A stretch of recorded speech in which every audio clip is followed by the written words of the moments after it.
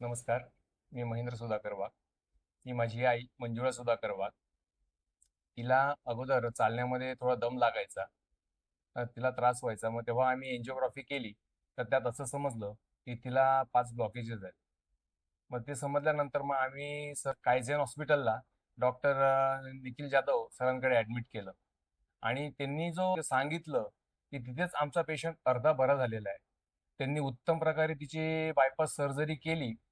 केल्यानंतर ती स्वतः लवकर तिने रिकव्हर केलेला आहे आणि डॉक्टरही तिचं कौतुक करतात. आणि तिने सरळ डॉक्टरांनाही त्या दिवशी सांगितलं, आईने, की डॉक्टर म्हणजे हे शंकराचे रूप आहेत आणि या इथल्या सर्व ज्या नर्सेस आहेत त्या पार्वतीच्या रूप आहेत. म्हणजे त्या सिस्टर आणि डॉक्टरांनी एवढी मेहनत घेतली आणि हा इथला स्टाफ एवढा सुंदर आहे, अप्रतिम आहे, उत्तम आहे, की शब्द बोलण्यामध्ये आपण बोलण्यात व्यक्त करू शकत नाहीये.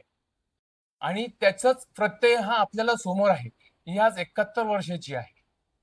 आज ती उत्तम प्रकारे आज त्यातनं बरी होऊन जाते या हॉस्पिटलमधनं. आणि मी सजेस्ट करेल की प्रत्येकाने डॉक्टर निखिल जाधव यांच्याकडे कायझेन हॉस्पिटलला यायचंय. हे धन्यवाद.